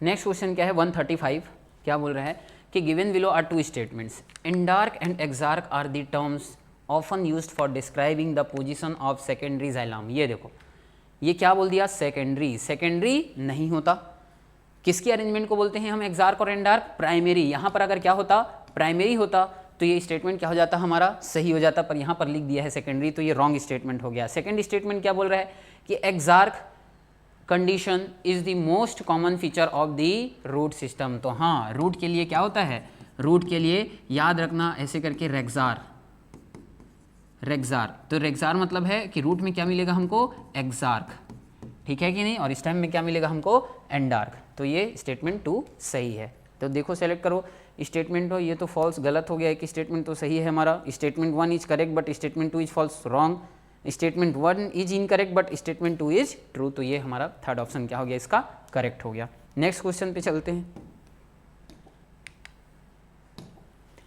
नेक्स्ट क्वेश्चन क्या कहना चाह रहा है कि आइडेंटिफाई द करेक्ट स्टेटमेंट्स। तो ठीक है, आइडेंटिफाई करते हैं करेक्ट स्टेटमेंट्स को। Lenticels are the lens shaped opening permitting the exchange of gases, सही है, लेंस शेप का होता है, ओपनिंग होता है और एक्सचेंज ऑफ गैसेस में भी मदद करता है, तो पहला स्टेटमेंट तो सही है। Bark formed early in the season is called as hard wood, नहीं, हार्ड नहीं होगा, अगर अर्ली बन रहा है तो ये कैसा होगा, सॉफ्ट वुड बोलते हैं, ये हार्ड वुड, ये तो गड़बड़ हो गया। सेकेंड स्टेटमेंट क्या हो गया हमारा, बी वाला रॉन्ग हो गया। Bark is a technical term that refers to all tissue exterior to vascular cambium. यहाँ पर क्या लिखा हुआ है, टेक्निकल, पर टेक्निकल नहीं होता है, अगर एनसीईआरटी की लाइन जाओगे तो टेक्निकल के आगे लिखा होगा वर्ड नॉन टेक्निकल, तो नॉन टेक्निकल होता है टर्म, समझ में आया। बार्क कैसा होता है, नॉन टेक्निकल टर्म होता है, दैट रिफर्स करता है टिश्यू को exterior to the vascular cambium. ठीक, डी, तो ये स्टेटमेंट भी क्या हो गया, रॉन्ग हो गया। डी में क्या लिखा है कि bark refers to the periderm and secondary phloem, सही है, ये भी सही है। Phellogen is a single layered in thickness, नहीं, सिंगल लेयर्ड नहीं होता ये मल्टी लेयर्ड होता है, तो हमारा ई भी रॉन्ग हो गया। सही कौन सा हुआ, डी और ए। तो ऑप्शन में देखो डी और ए मिल रहा है या नहीं मिल रहा है, हाँ, ऑप्शन 1 में डी और ए मिल रहा है, तो ये वाला ऑप्शन हमारा क्या हो जाएगा, करेक्ट हो जाएगा। तो नेक्स्ट क्वेश्चन पे चलते हैं। नेक्स्ट क्वेश्चन है 137। 137 में देखो फिर से मैच द फॉलोइंग वाली क्वेश्चन है, जिसमें बात की गई है किसकी, कुछ प्रोसेस हैं, cohesion, adhesion, surface tension and guttation. तो इनका हमको सही ऑप्शन को चूज़ करना है। कोहेसन, कोहेसन मतलब क्या होता है कि जब दो मॉलिक्यूल सेम सेम होते हैं और दोनों के बीच में जो फोर्स का अट्रैक्शन होता है उसको कोहेसन बोला जाता है, ठीक है। तो कोहेसन के लिए सेलेक्ट करते हैं more attraction in liquid phase, गलत। Mutual attraction among water molecule, तो देखिए म्यूचुअल मतलब यहाँ पर किसकी बात की जा रही है, सेम मॉलिक्यूल के बीच में जो अट्रैक्शन है उसी को हम कोहेसन बोलते हैं। सेकेंड एडहेशन, एडहेशन अगर कोई मॉलिक्यूल है, जैसे वाटर का मॉलिक्यूल है और किसी सरफेस पे अटैच हो रहा है तो इसको बोला जाएगा एडहेशन, एडहेशन बोला जाएगा, किसी पोलर सरफेस पे एडहेशन। तो वो ऑप्शन देखते हैं कि एडिशन के लिए मिल रहा है कि नहीं, वाटर लॉस इन लिक्विड नहीं, अट्रैक्शन टुवर्ड पोलर सरफेस, तो बी के लिए क्या हो जाएगा, फोर्थ ऑप्शन करेक्ट हो जाएगा। सरफेस टेंशन, सरफेस टेंशन क्या हो जाता है कि इसका ऑप्शन 1 होगा, मोर अट्रैक्शन इन लिक्विड फेस, इसी को बोला जाता है सरफेस टेंशन। और गटेशन तुमने प्लांट्स में पढ़ा है, गटेशन क्या होगा कि जो छोटे छोटे ग्रासेस होते हैं वो अपने लीफ के टिप्स से वाटर का लॉस करते हैं, ठीक है ना, इसी को क्या बोला जाता है, वाटर का लॉस को गटेशन बोला जाता है इन लिक्विड फेस। तो गटेशन के लिए ऑप्शन देखते हैं water loss in liquid face, तो डी का थर्ड। तो ऐसा ऑप्शन सेलेक्ट करो, ए का सेकंड हमको दो ऑप्शन में मिल रहा है, थर्ड एंड फोर्थ में। बी का क्या है, फोर्थ, बी का फोर्थ वाले ऑप्शन में मिल रहा है, तो हमारा फोर्थ वाला ऑप्शन क्या हो जाएगा, करेक्ट हो जाएगा। नेक्स्ट क्वेश्चन पे चलते हैं। जो नेक्स्ट क्वेश्चन है हमारा वो है 138। यहाँ पर फिर से मैच दी फॉलोइंग आ गई है, जिसमें हम अलग अलग फेज़ के बारे में बात किया गया है, M phase, G2 phase, quiescent stage और G1 फेज़।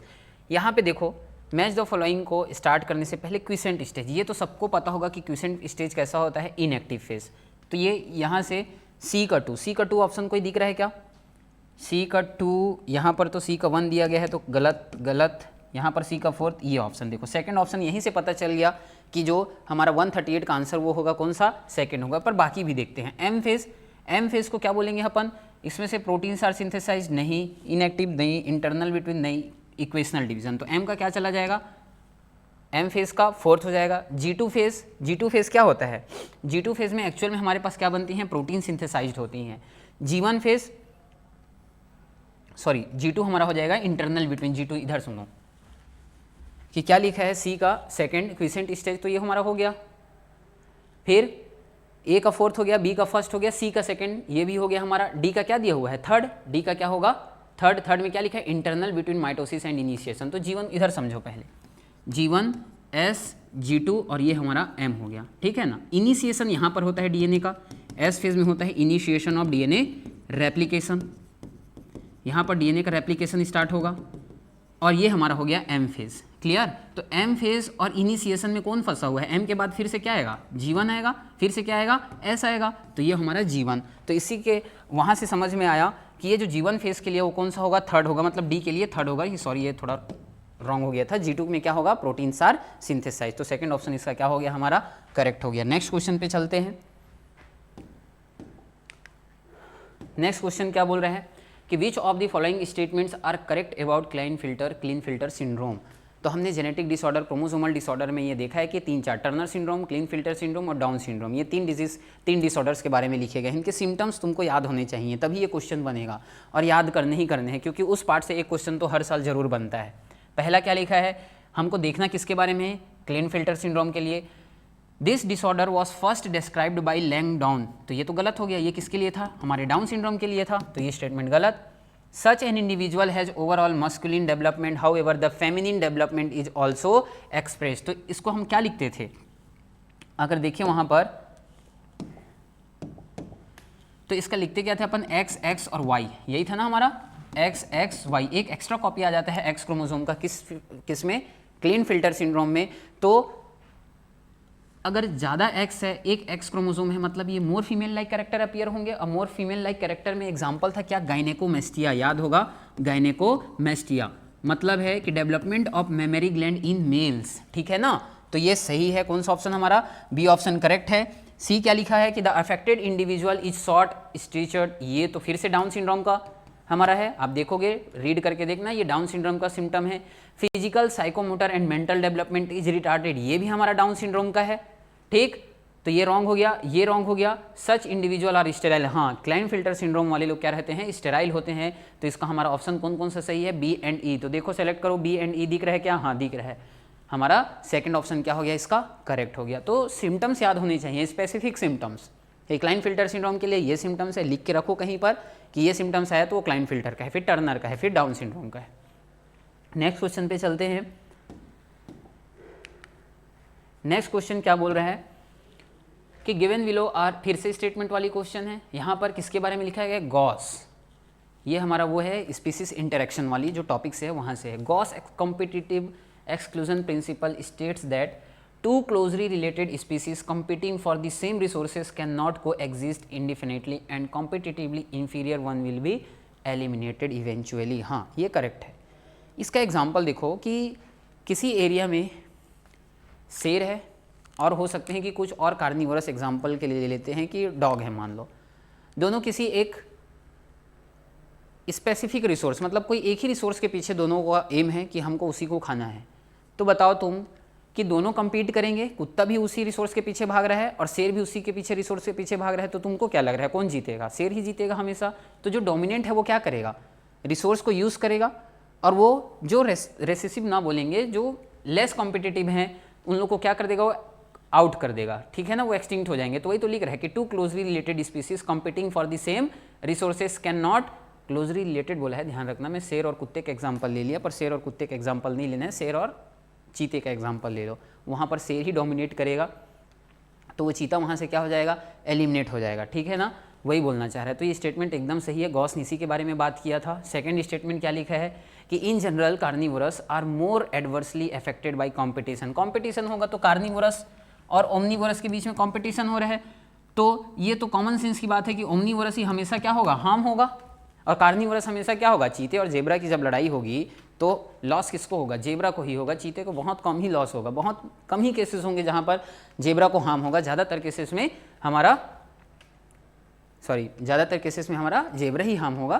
तो यहाँ पर स्टेटमेंट थोड़ा रॉन्ग हो गया, यहाँ पर बोला है कि carnivorous are more adversely affected. More adversely कहाँ अफेक्टेड होंगे भाई, इन लोग तो लेस अफेक्टेड होंगे। मोर एडवर्सली अफेक्टेड कौन होगा, हर्बीवोरस होगा। तो ये स्टेटमेंट क्या हो गया, हमारा रॉन्ग हो गया। तो इसका आंसर क्या होगा कि statement 1 is correct but statement 2 is incorrect. Statement 1 is correct but statement 2 is false. तो ये सेकंड ऑप्शन हमारा क्या हो गया, सही हो गया। नेक्स्ट क्वेश्चन पे चलते हैं।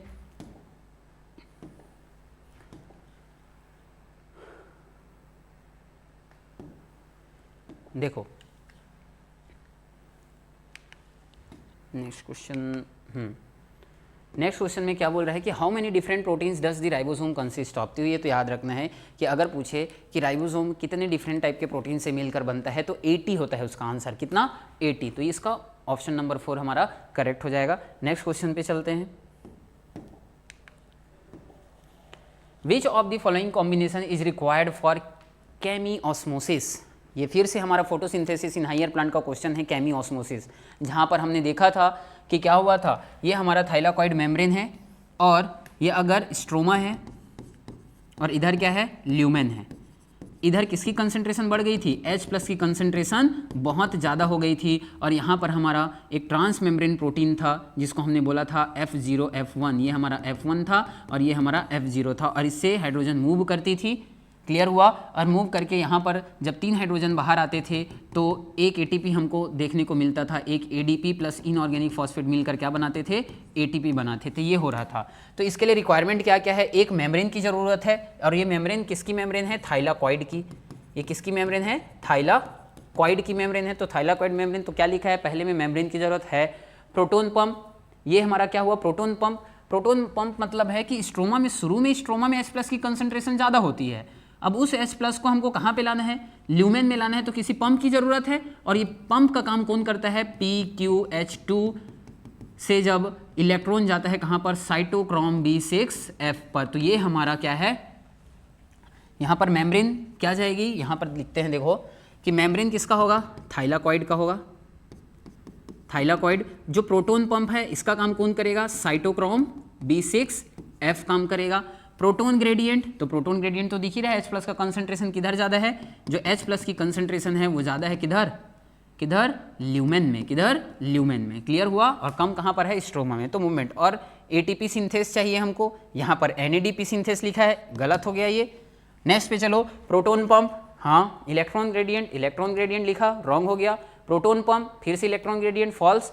मेम्ब्रेन सही है, प्रोटोन पंप सही है, प्रोटोन ग्रेडियंट सही है, ATP सिंथेस, हमने इसी को ही ATP सिंथेस बोला है, ठीक है।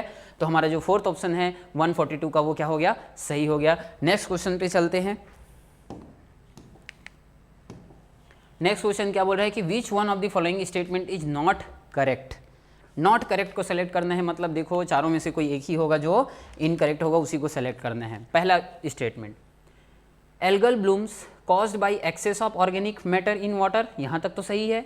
इम्प्रूव वाटर, ये गलत हो गया भैया, कहाँ से इम्प्रूव वाटर क्वालिटी करेगा।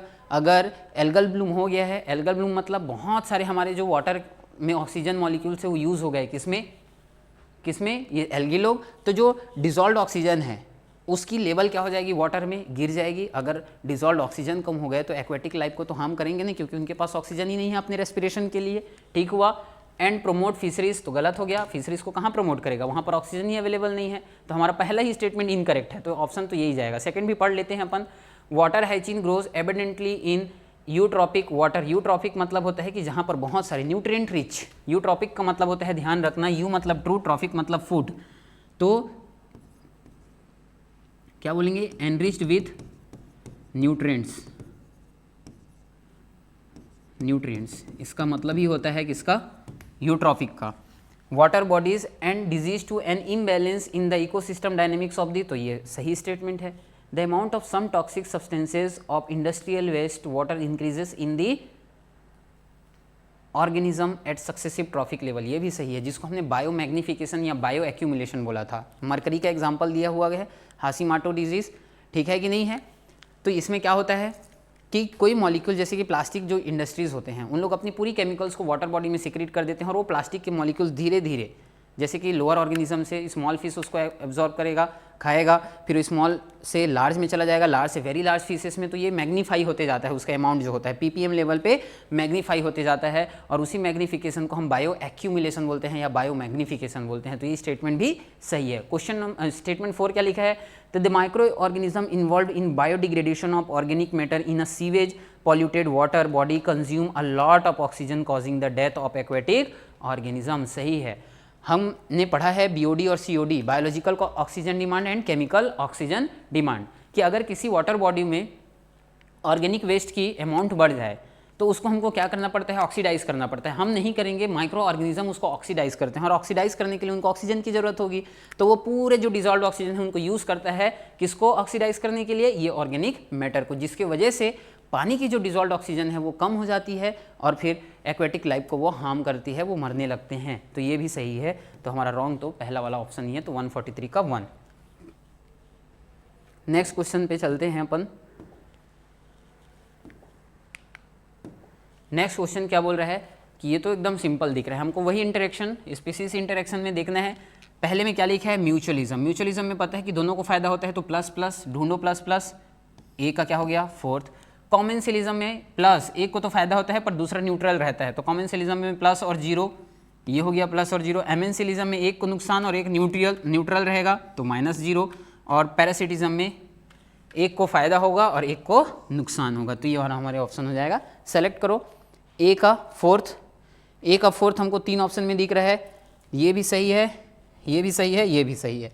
आगे देखो बी का फर्स्ट, बी का फर्स्ट हमको इसी में मिल रहा है और इसमें मिल रहा है, ये तो खत्म। आगे आ जाओ एमेंसिलिज्म में सी का सेकंड, सी का सेकंड हमको इसमें मिल रहा है, तो ये वाला ऑप्शन हमारा क्या हो गया, करेक्ट हो गया। तो 144 का फर्स्ट। नेक्स्ट क्वेश्चन पे चलते हैं।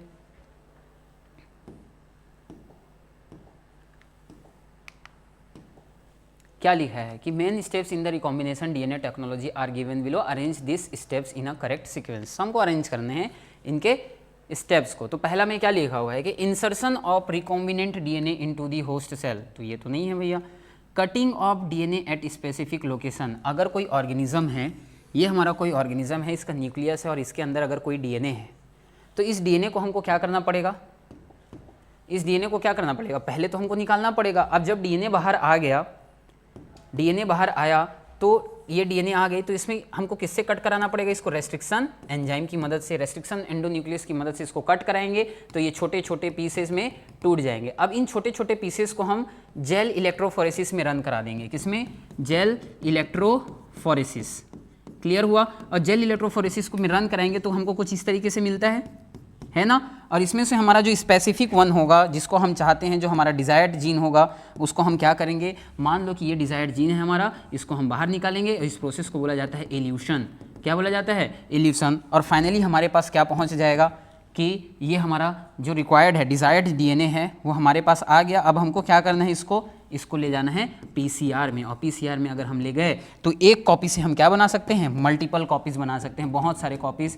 फिर इसको कहाँ पर इंट्रोड्यूस कर दिया जाएगा, इसको इंट्रोड्यूस कर दिया जाएगा होस्ट में, इंट्रोड्यूस इनटू दी होस्ट। यही तो है स्टेप्स, तो इसी के हिसाब से हम देखते जाते हैं। पहला क्या लिखा है, इंसर्शन नहीं, cutting of DNA at specific location bye restriction enzyme, तो ये सबसे पहला स्टेप है, तो ये पहला। आइसोलेशन ऑफ डिजायर्ड डीएनए, देखो हमने फिर आइसोलेट करना है। क्लियर हुआ। ये वाला जो प्रोसेस है इल्यूशन वाला, तो ये सेकंड हो गया। थर्ड में amplification of gene interest using PCR, तो ये थर्ड, ये भी सही है। और लास्ट में क्या करना है हमको, insertion of recombinant DNA into the host. किसके साथ इंसर्ट करना है, इसको प्लाज्मिड के साथ। किसके साथ, प्लाज्मिड। इसको किसके साथ अटैच करेंगे, प्लाज्मिड के साथ। और प्लाज्मिड के साथ अटैच करने के बाद इसको इंट्रोड्यूस कर दिया जाएगा होस्ट में, तो ये चौथा। तो देखो BCDA, CABD, CBD, ये गलत, BDAC नहीं, BCDA, ये वाला ऑप्शन हमारा करेक्ट हो जाएगा। नेक्स्ट क्वेश्चन पे चलते हैं। क्या लिखा है कि यहाँ पर कुछ मतलब न्यूट्रिएंट्स या आयंस के फॉर्म में लिखा गया है और उधर दिखना है उसका कि फंक्शन क्या है। तो आयरन, जिंक, बोरोन, मॉलिब्डेनम। तो देखना मॉलिब्डेनम जो आसान होता है उसको देखो। मॉलिब्डेनम हमने पढ़ा था कि एक नाइट्रेट रिडक्सेस में हेल्प करता है, उसका कंपोनेंट है कि नहीं है। हमने आयरन को देखा था कि ये एक्टिवेटर ऑफ कैटलेज है, क्लियर हुआ। बोरोन को जिंक देखा था, जिंक तो रोल करता है ऑक्सीजन को बनाने में, और बचा क्या बोरोन, ये हमको करेगा सेल इलोंगेशन एंड डिफरेंशिएशन में। तो ये चीज़ देखो मिलेगा। अब ये याद ही रखना है, इसका कोई तरीका नहीं होता है याद करने का, इसको तुमको याद रखने पड़ेंगे। ए का क्या लिखा है थर्ड, ए का थर्ड हमको इसमें मिल रहा है और इसमें मिल रहा है। फिर आगे आ जाओ, बी का फर्स्ट हमको इसमें मिल रहा है, मतलब ये वाला ऑप्शन सही हो जाएगा, ये वाला ऑप्शन गलत हो गया। ठीक, तो जो नेक्स्ट क्वेश्चन है हमारा 47 नंबर वो क्वेश्चन देखते हैं कि 4 स्टेप्स के नाम लिखे गए हैं और उसको सेलेक्ट करना है कि वहाँ पर कौन से एंजाइम यूज़ होते हैं। ठीक है, तो यहाँ पर पहला लिखा है ऑक्सीडेटिव डीकार्बोक्सिलेशन। याद है क्या ऑक्सीडेटिव डीकार्बोक्सिलेशन क्या होता है?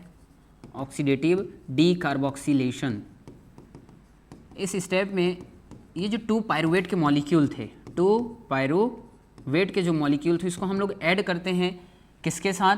इसको हम ऐड करते हैं कोएंजाइम ए के साथ और NAD+ के साथ, क्लियर हुआ। और यहाँ पर एक एंजाइम की ज़रूरत होती है जिसका नाम है पायरुवेट डिहाइड्रोजिनेस,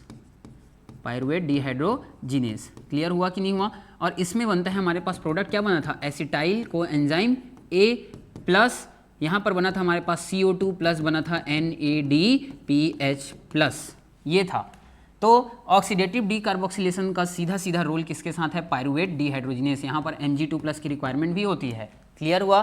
तो ऑक्सीडेटिव डीकार्बोक्सिलेशन कहीं पर है क्या? पायरुवेट, ये हमारा, ये तो सेकंड हो गया। ग्लाइकोलिसिस को 3 साइंटिस्ट लोगों ने डिस्कवर किया था, ठीक है। मेयर होप, पहले में तो एमडेन थे, फिर मेयर होप थे और लास्ट में जे पार्नस थे, ठीक है कि नहीं। तो EMP पाथवे बोलते हैं हम ग्लाइकोलिसिस को। तो देखो ग्लाइकोलिसिस का EMP पाथवे। ऑक्सीडेटिव फॉस्फोराइलेशन हमारा लास्ट स्टेप होता है रेस्पिरेशन का, जो माइटोकॉन्ड्रिया की इनर मेम्ब्रेन में चलता है, ठीक है ना, जहाँ पर इलेक्ट्रॉन ट्रांसपोर्ट सिस्टम बनती है। तो इसका सीधा ऑक्सीडेटिव डिकार्बोक्सिलेशन का देखो कहीं पर है क्या EMP पाथ, अरे सॉरी, हाँ, इलेक्ट्रॉन ट्रांसपोर्ट सिस्टम। तो ये ऑक्सीडेटिव डिकार्बोक्सिलेशन किस में हो गया? Electron transport system. और लास्ट में क्या बचा? ट्राई कार्बोक्सिलिक एसिड साइकिल, जिसमें हमको रिक्वायरमेंट होती है इस वाले एंजाइम की सिट्रेट सिंथेस की। तो देखो अब ऑप्शन ए का सेकंड इसमें है, ए का सेकंड इसमें है, वो तो गया। बी का ग्लाइकोलिसिस को हम EMP पाथवे बोलते हैं, बी का फोर्थ, ये भी सही है, ये भी सही है। Oxidative phosphorylation ETS, electron transport system, मतलब थर्ड, ये वाला। तो ये ऑप्शन हमारा क्या हो गया? 147 का करेक्ट हो गया। ठीक, नेक्स्ट पे चलते हैं। ये क्या लिखा हुआ है कि गिवन बिलो, नेक्स्ट क्वेश्चन हमारा 148, given below are 2 statements. Assertion क्या लिखा है कि in gymnosperm the pollen grains release from the microsporangium and carried by air current, सही है, एकदम करेक्ट है। Reason air currents carry the pollen grain, ये भी सही है। माउथ ऑफ आर्गिगोनिया मतलब फीमेल स्ट्रक्चर तक पहुंचा। Where the male gametes are discharge भी हुआ। पॉलन ट्यूब नहीं, पॉलन ट्यूब का फॉर्मेशन होगा, नॉट लिखा है मतलब गलत हो गया। मतलब एसर्शन तो सही है बट रीजन इज फॉल्स। तो ऑप्शन नंबर 2 क्या हो गया? इसका करेक्ट हो गया। नेक्स्ट क्वेश्चन पे चलते हैं अपन हमारे लास्ट क्वेश्चन की ओर। क्या लिखा है? 149, given below are 2 statements, one is labelled as assertion. फिर से वही एसर्शन और रीजन की कहानी आ गई। क्या लिखा हुआ है कि internode of shoot gets condensed to produce different floral appendages laterally at successive nodes instead of leaves, ये सही है, क्लियर है कि नहीं। कि जो सूट का पार्ट है हम बोलते ही हैं कि सूट क्या हुआ? कंडेंस्ड हुआ टू फ्लोरल अपेंडेज, हम इसीलिए बोलते हैं मॉडिफाइड सूट है।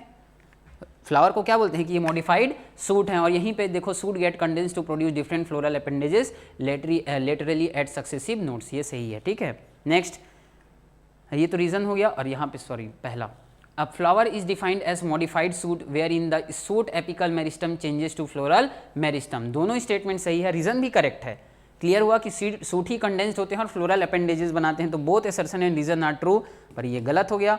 Both assertion and reason are true and reason is the correct explanation of A. तो 4 वाला ऑप्शन हमारा करेक्ट हो गया। तो लास्ट क्वेश्चन हमारे चलते हैं। लास्ट क्वेश्चन क्या है कि malonate inhibits the growth of pathogenic bacteria by inhibiting the activity of, ठीक है, ये हमारा एंजाइम से क्वेश्चन है। आप एंजाइम्स पढ़ोगे एनसीईआरटी में तो लास्ट में लिखा हुआ है इनहिबिशन। दो टाइप के इनहिबिशन थे, कॉम्पिटिटिव और एक थे नॉन कॉम्पिटिटिव। तो ये किसका एग्जाम्पल है? कॉम्पिटिटिव का। एक्चुअल में क्या होता है कि जो हमारा सक्सीनेट होता है, इसको एंजाइम है हमारा सक्सीनेट डिहाइड्रोजिनेस, ये चेंज करेगा फ्यूमेरेट में, और इसी फ्यूमेरेट को यूज़ करके बैक्टीरिया सर्वाइव करता है, ठीक है ना। पर अगर इस सक्सीनेट की जगह क्या आ जाए? मेलोनेट आ जाए। क्लियर हुआ? तो ये सक्सीनेट को छोड़कर ये जो हमारा सक्सीनेट डिहाइड्रोजिनेस है वो किसके साथ बाइंड करना शुरू कर देता है? किसके साथ? सक्सीनेट डिहाइड्रोजिनेस के पास। तो हमको फिर ये प्रोडक्ट देखने को नहीं मिलेगा, और इसी को बोलते हैं कॉम्पिटिशन। कॉम्पिटिटिव इनहिबिशन है ये, कि दोनों compete कर रहे हैं सेम एंजाइम के साथ बाइंड होने के लिए। तो इसी टाइप के हम रूल को क्या बोलते हैं? इसी टाइप के इनहिबिशन को हम कॉम्पिटिटिव इनहिबिशन बोलते हैं।